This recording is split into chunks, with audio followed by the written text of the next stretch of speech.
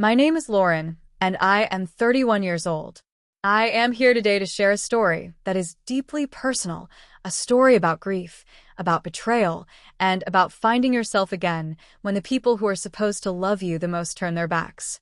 What happened to me when my partner left me during a time of intense mourning was devastating enough, but what happened next involving my own family was in many ways even worse. It completely shattered my world, forcing me to rebuild it from the ground up. I promise to tell you the full story, from the moment everything fell apart to how I learned to stand on my own 2 feet and, eventually, to love myself again. Before I dive in, if you are watching, I would love to know where you are tuning in from. Please drop your location in the comments below. And if you have ever felt isolated, misunderstood, or betrayed by people you trusted, especially family, please hit that like button to let me know I am not alone. If you want to hear more stories like mine, stories about overcoming adversity and finding strength, please consider subscribing. Your support means the world to me.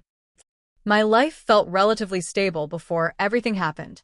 I was in a relationship with Alex, someone I believed was my future. We had been together for 4 years, built a comfortable life, shared dreams, and supported each other. Or so I thought. Alex was charming, intelligent, and I was completely smitten. Our relationship had its ups and downs, like any relationship, but I genuinely believed we were a team. The first crack appeared not because of anything between Alex and me directly, but because of a loss that hit me harder than I could have ever anticipated. Mr. Harrison was not technically my family, but he had been a cornerstone in my life since I was a teenager. He was my high school drama teacher, but he was so much more than that. He was a mentor, a confidant, a surrogate grandfather figure. He saw potential in me that I did not see in myself and encouraged my love for the arts at a time when my own family dismissed it as a frivolous hobby. His house was a safe haven, his wisdom a guiding light. When I got the call that he had passed away suddenly, it felt like a physical blow. The world tilted on its axis. Grief is a strange, amorphous thing. It does not follow a schedule or a logical path. For me, it was a heavy, suffocating blanket. I felt numb, disoriented, and utterly heartbroken. I withdrew, struggling to navigate daily life, let alone process the enormity of losing someone so profoundly important to me. I cried constantly, or I felt nothing at all. Sleep offered little respite. My waking hours were consumed by a dull ache in my chest and a profound sense of emptiness. I leaned on Alex, expecting comfort and support. He was there physically for a few days. He attended the memorial service with me, awkwardly standing beside me as I sobbed. He brought me food, offered quiet words. But then, things shifted. My grief did not subside quickly, and I could feel his impatience. My tears seemed to annoy him. My inability to bounce back felt like a burden. He started making excuses to be out, late nights at work, sudden trips out of town, spending time with friends. The comfort and understanding I desperately needed were replaced by distance and thinly veiled frustration. One evening, about 2 weeks after Mr. Harrison's passing, Alex sat me down. I was curled on the sofa, wrapped in a blanket, staring blankly at the television. He looked uncomfortable, avoiding my gaze. He told me he could not do this anymore. He said my grief was too much, that I was not the person he fell in love with. He said he needed someone strong, someone happy, and I was not that person right now. His words were a clinical, brutal dissection of my broken state. He did not offer support. He offered an indictment. He packed a bag that night while I sat stunned, tears streaming down my face in silent agony. He left, walking out the door and out of my life, leaving me alone in the quiet apartment, adrift in a double wave of grief, first for Mr. Harrison, and now for the relationship I had built my future around. The silence after the door clicked shut was deafening, filled only by the ragged sound of my own breathing. I was a mess, utterly and completely shattered. I felt like a ship sinking rapidly in a storm. The partner I had relied on for stability had abandoned the vessel, and I was left alone with the rising waters. My first instinct after the initial shock wore off was to reach out to my family. They were my safety net, my blood. Surely they would understand. Surely They would offer comfort, a place to land, words of reassurance. My parents, my mother Sarah and my father Thomas, lived about an hour away. I called my mother first, my voice trembling as I explained what had happened. I told her about Mr. Harrison, about my grief, and then about Alex leaving. I expected sympathy, maybe even anger at Alex on my behalf. What I got was confusion, quickly followed by something akin to annoyance. Mr. Harrison? Oh, yes, the drama teacher, she said, her tone flat. Well, yes, that is sad, dear. But Alex left? What on earth did you do? That was the first blow. Not, I am so sorry, or how are you feeling, but what did you do? It immediately shifted the blame onto me. I tried to explain my grief, how overwhelming it was, how I was not myself. Grief is normal, Lauren, but you cannot let it consume you, she said, her voice tightening with that familiar edge of disapproval. You have to be strong. Men do not like women who are weak and constantly crying. Frankly, I am not surprised Alex left if you were being mopey all the time. You need to pull yourself together.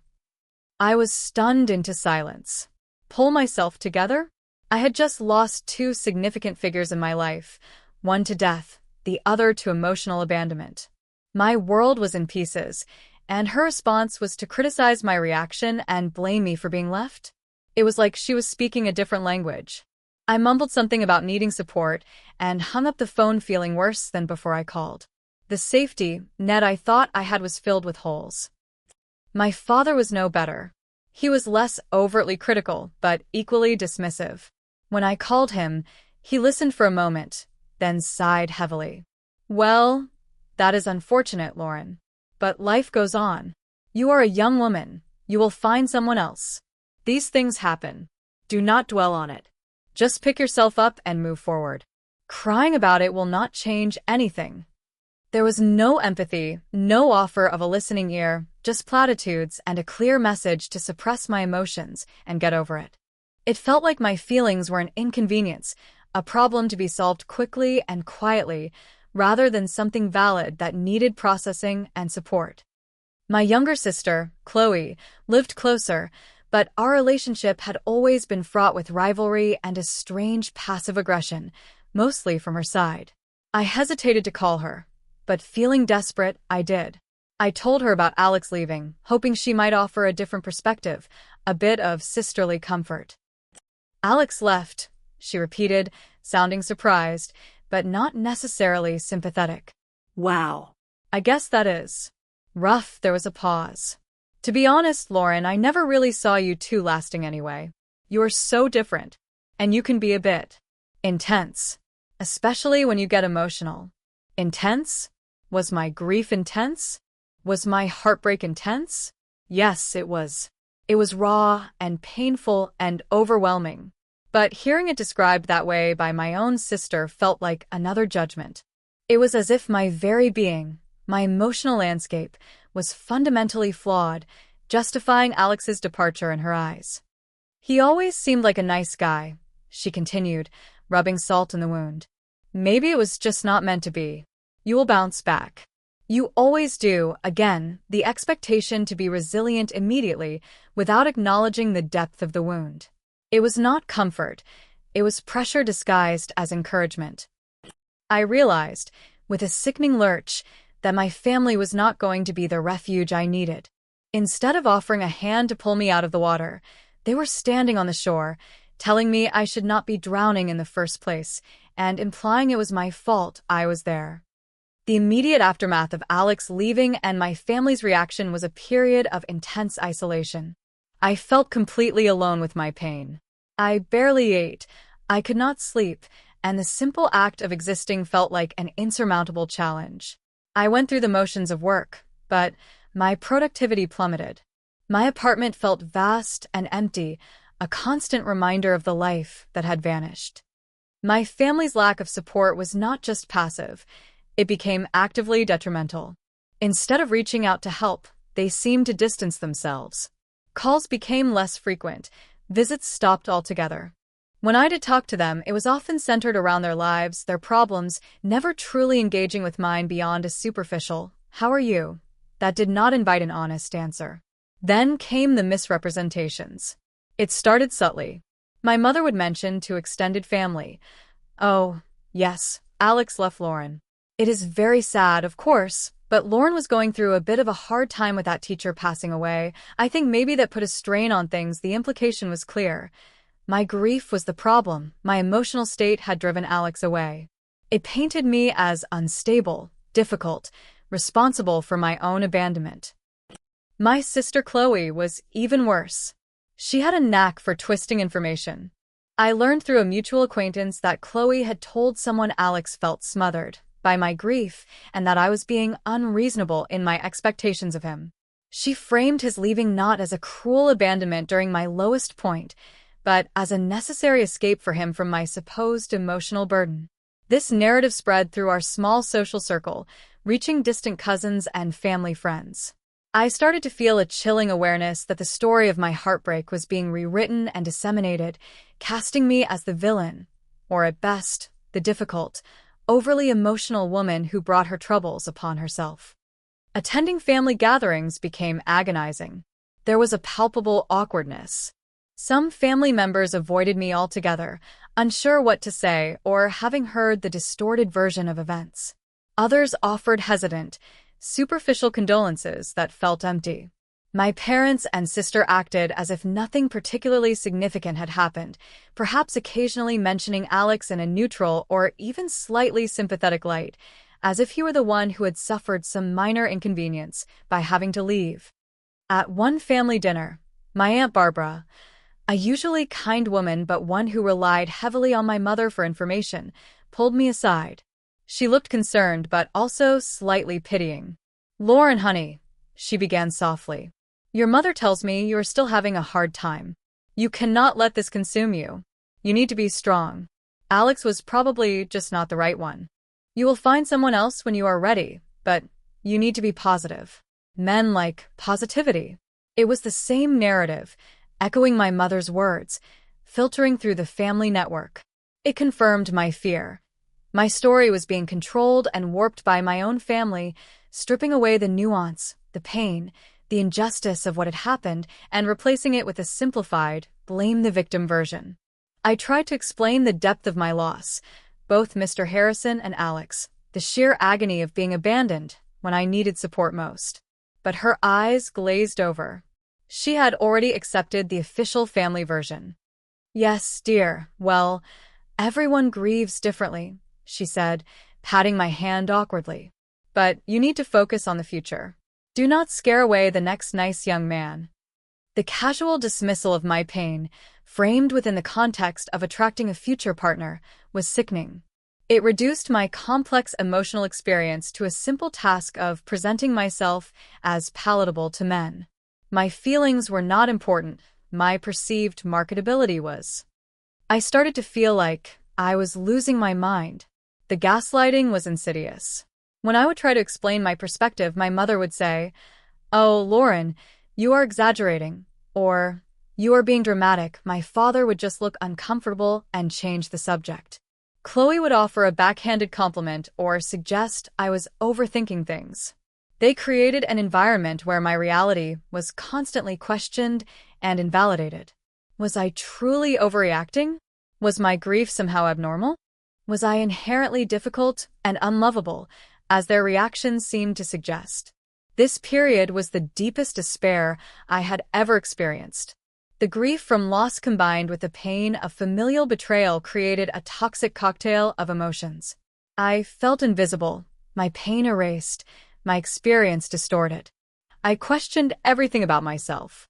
If the people who were supposed to be my foundation could so easily dismiss my suffering and blame me, maybe there was something fundamentally wrong with me. Maybe Alex was right. Maybe my family was right. Maybe I was just too much, too emotional, too broken. I withdrew even further, not just from my family but from friends too, embarrassed by the narrative circulating and exhausted by the effort of pretending to be okay. I spent my evenings alone, oscillating between uncontrollable crying spells and a terrifying numbness. Simple tasks felt monumental. Getting out of bed was a victory. Eating a meal was a struggle. I lost weight. My apartment became neglected, and the vibrant person I once was faded into a shadow. I felt trapped in a cycle of pain and self-doubt, convinced that my own family's judgment must hold some truth. The turning point did not come in a sudden flash of insight, but rather through a slow, painful accumulation of small moments and one significant realization. I was scrolling through social media one night, feeling particularly low. I saw a post from a casual acquaintance, someone I did not know well but admired from afar. She was talking about setting boundaries with difficult family members, about the importance of protecting your peace, and how you are allowed to choose who is in your life, regardless of biology. Her words resonated deeply. The idea that I did not have to tolerate this treatment, that I was allowed to protect myself, felt revolutionary. Up until that point, I had operated under the assumption that family meant unconditional acceptance and support, and when I did not receive it, I concluded I was the problem. This post suggested an alternative.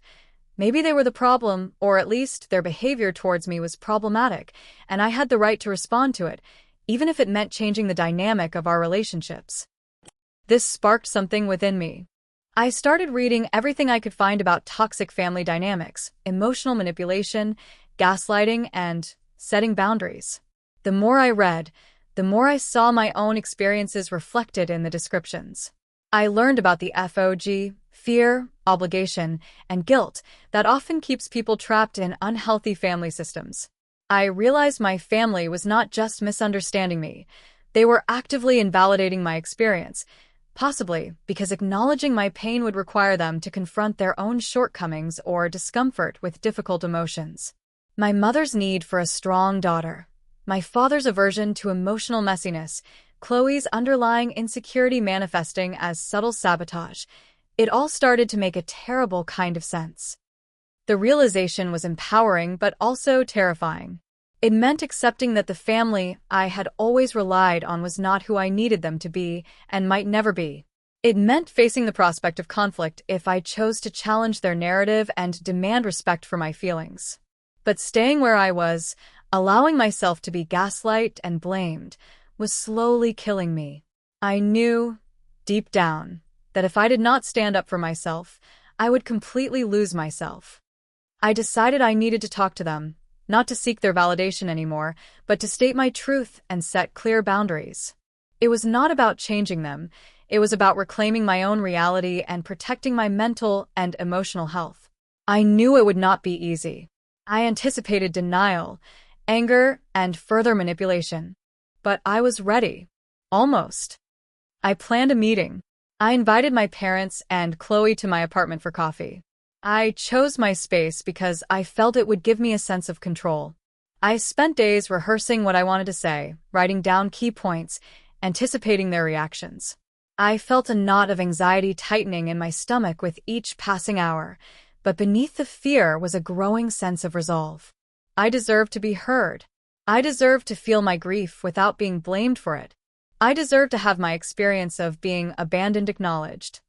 They arrived, looking wary. My mother had that tight smile she wore when she was trying to project calm, but was inwardly agitated. My father looked detached, already halfway out the door mentally.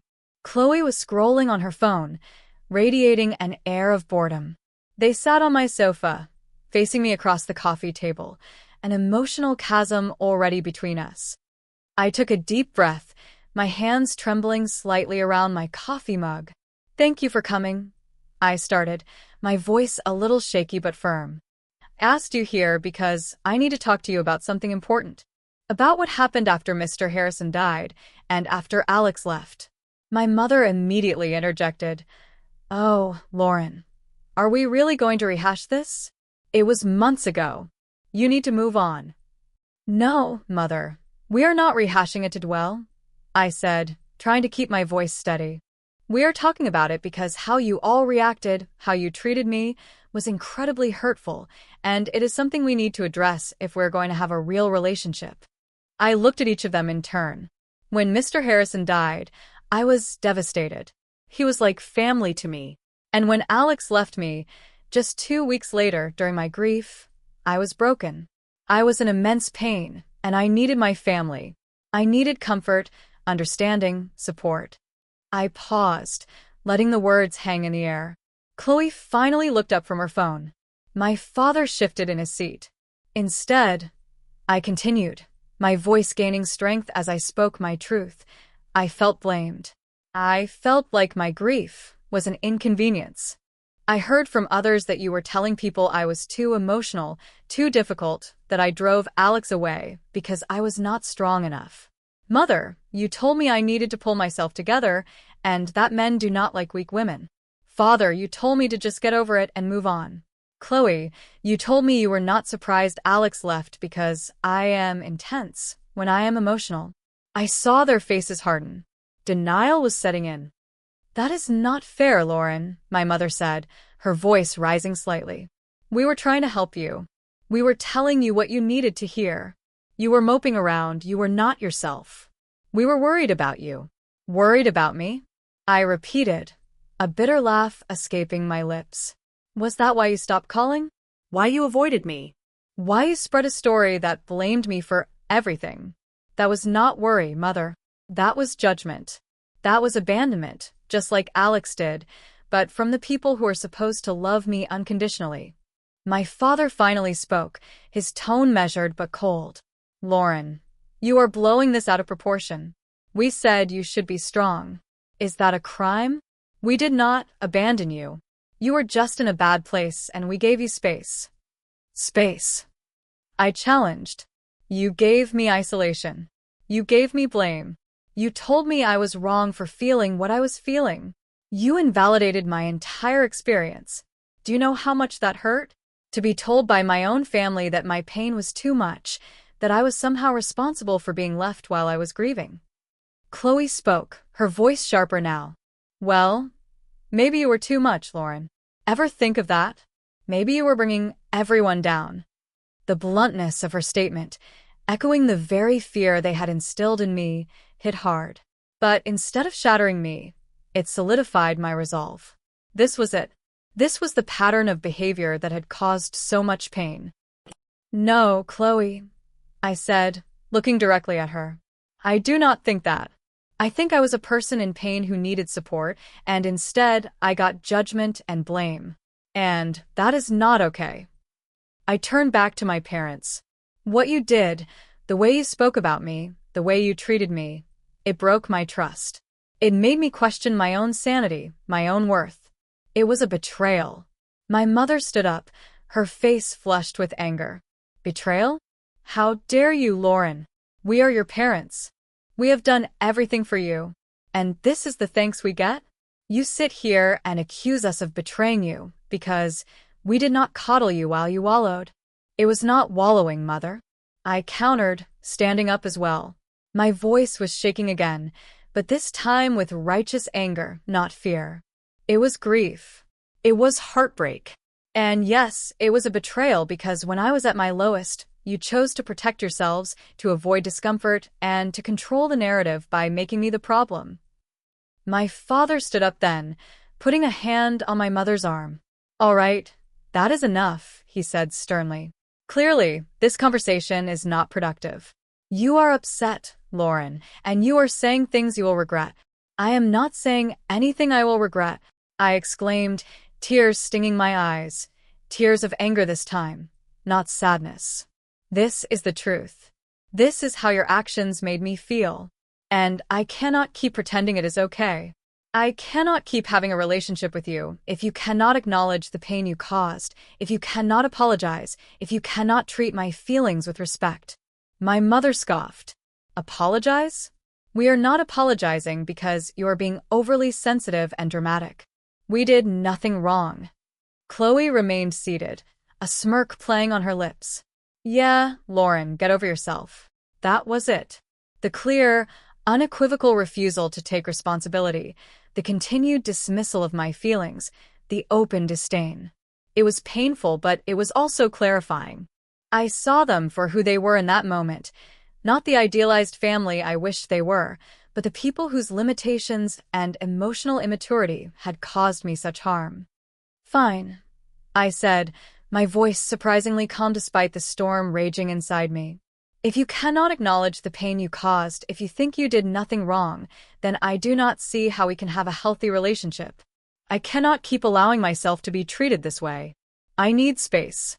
I need to protect myself. Space? My mother repeated, looking bewildered and angry. What are you talking about? Are you saying you are cutting us off? I am saying I need distance, I clarified. I need to heal. And I cannot do that if I am constantly being told I am wrong for how I feel, or if I am hearing distorted stories about myself through the family grapevine. Until things change, until you can treat me and my feelings with respect, I need to limit contact. I will not be coming to family dinners for a while. I will not be available for casual calls where my life is dismissed. I need to build boundaries. My father looked shocked. My mother looked furious. Chloe finally looked genuinely surprised, the smirk gone. This is ridiculous, Lauren, my mother cried. After everything we have done for you? You are choosing to isolate yourself over this? This is unhealthy. No, mother, I said, my voice firm. What was unhealthy was the way you treated me. What is healthy is me finally standing up for myself and protecting my well-being. This is not a punishment. This is survival. They left shortly after that, the air thick with tension and unspoken accusations. The apartment felt empty again, but different this time. There was still pain, the raw wound of rejection from my family, but there was also a fragile sense of freedom, of having spoken my truth, of having taken a terrifying but necessary step. The immediate aftermath of that confrontation was exactly as I had feared. My mother sent furious texts, accusing me of being selfish, ungrateful, and cruel. My father sent a single, disappointed email saying he hoped I would come to my senses. Chloe posted passive-aggressive things on social media about toxic people and family drama. The narrative shifted slightly from me being overly emotional to me being vengeful and cold-hearted for setting boundaries.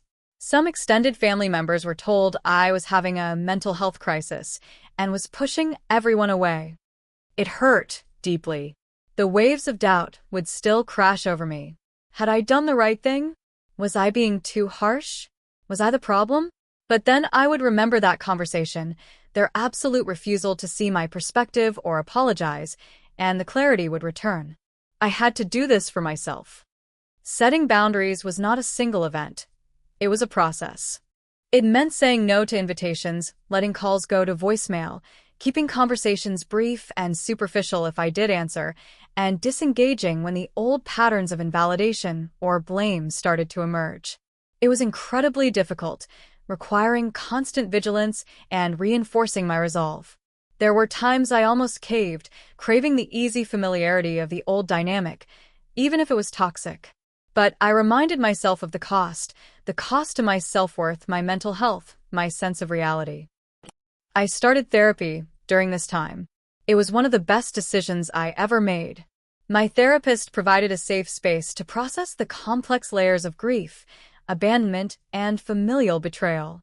She validated my feelings, helped me understand the dynamics I had been caught in, and equipped me with tools to build healthier relationships and strengthen my sense of self. In therapy, I explored why their opinions had held so much power over me. I realized I had deeply internalized a need for their approval, a common thread when your emotional needs were not met consistently in childhood. Their validation felt essential to my identity. Learning that their opinions were not the ultimate truth about my worth was a gradual process, but a crucial one. I started to define myself based on my own values, my own strengths, and the love and support I found in healthier relationships. I reconnected with friends I had distanced myself from and carefully explained what had happened. The genuine sympathy and understanding I received from them were healing balms.